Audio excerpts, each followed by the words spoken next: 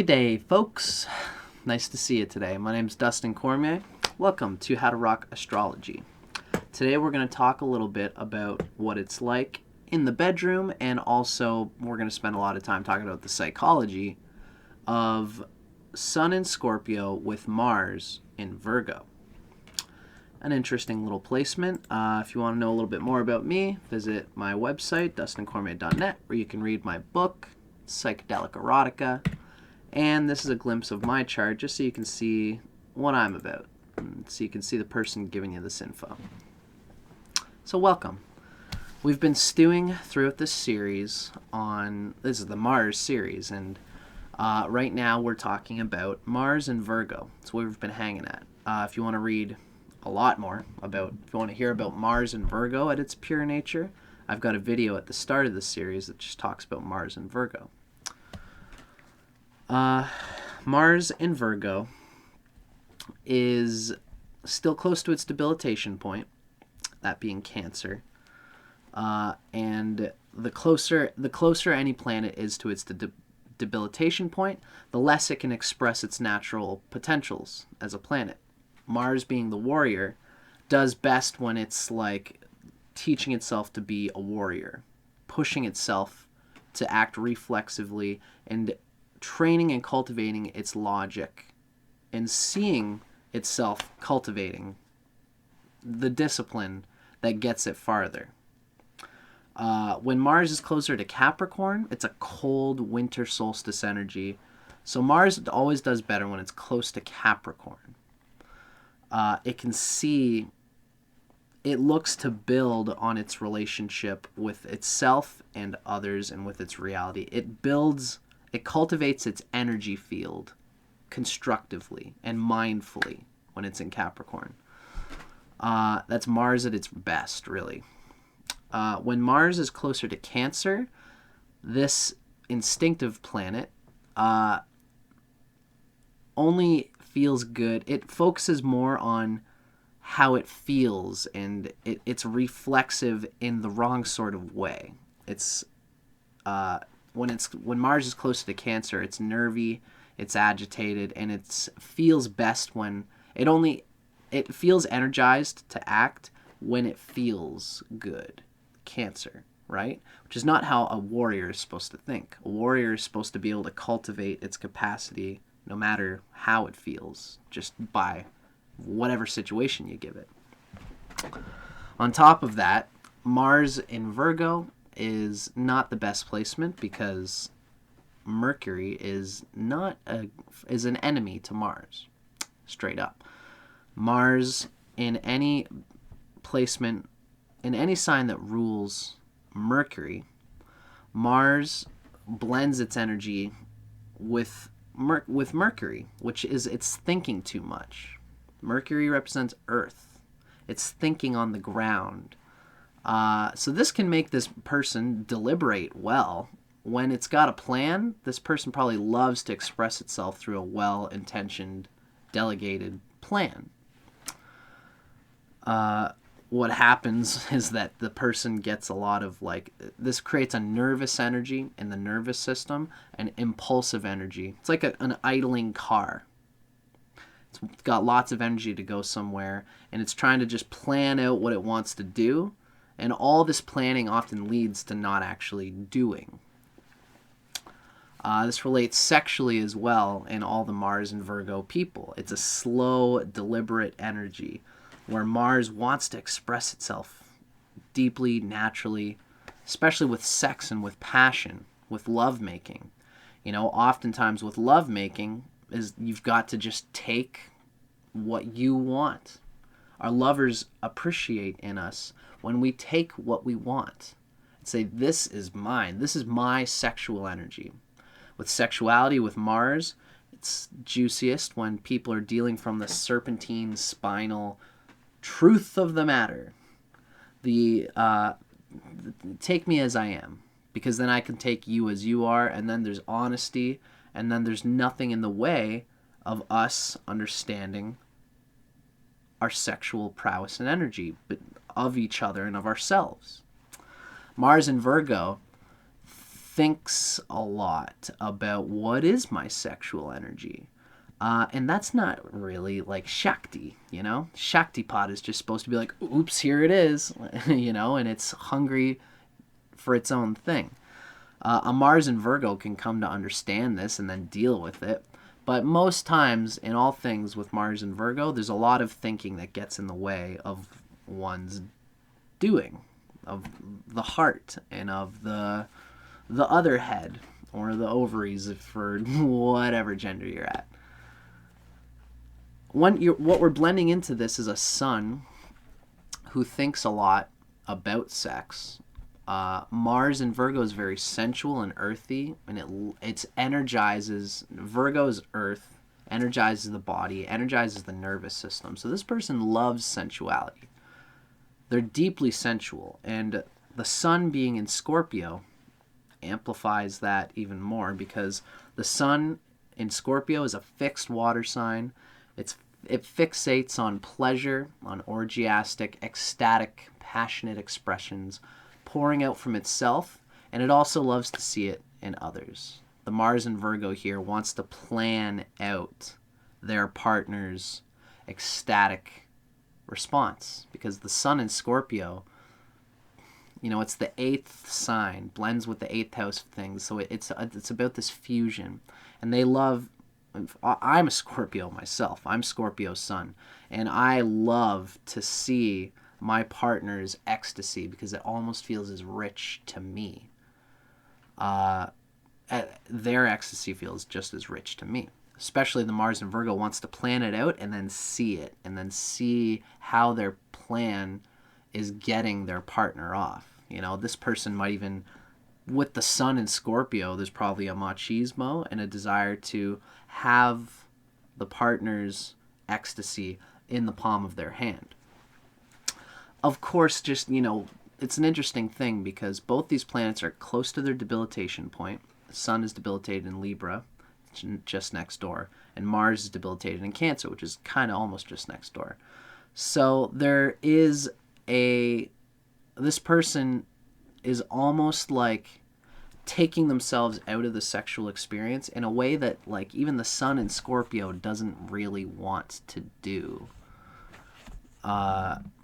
They're taking themselves out of it with this brilliant diabolical scheme to put their partner through these sensual experiences and caresses and different things, because this Scorpio, most Scorpios just know how to do this take it thing. I'm taking it because this sensuality is mine, and I know that me taking it is exactly what you want. Of course, that's just one part of sexuality, especially Scorpio sexuality. But this is a Scorpio who is kind of like, so how do I do that? What plan should I make to give this person the visceral experience that I'm taking it and controlling it? And it's cool when you deliberate this perfectly controlled scenario or role playing or what have you, whatever it is, at this mental fascination level. But sometimes Mars at its best, like most people in sex, just expect you, like when they've got their face in front of yours and it's like the pressure's on, what are you going to do? How are you going to make love to me? This Mars in Virgo is like, I didn't expect you to be right in front of my face like this. Let me check my notes. You know, like, I didn't plan for this. And this is the weird detachment to the sexual experience they don't cultivate a constant in it thing. Sun being also close to its debilitation point here in Libra, this person is thinking a lot about the other person and about themselves, and like, how can I make this experience, this lovemaking experience, cater to our relationship, cater to the surrender that I'm seeking to give to the world, because that's what Scorpio is about in a lot of ways. The Scorpio here even is not technically the best place for the sun, although it's much better than Libra. It's much better than the sun in Virgo even, because the sun is good friends with Mars, at least. So the sun is saved by the fact that Mars is getting off with the sun is getting off on this Martian taking it sort of attitude. And the sun loves to be in relationships and to do its art and all these things. Although the sun is more frustrated by the fact here that since Mars rules Scorpio, where the sun is, the sun depends on Mars for its action. Mars being in Virgo here is frustrated. So there's a real train getting stopped up all along the line with this person's sense of nobility. They overthink what they want to do with their lives. But relationships are important to them. Sensuality is important to them. And their sexual experiences will be important to them. It'll help them define themselves and define how, it's even, as we're going to read, it's a cathartic experience that helps them. It's so passionate and real and lustful at the peak moments where the plan is let go of after they've built up this sexuality, that it helps them to get in touch with the sun inside themselves, with the leader inside themselves, and they can take that into everything they want to do in their lives.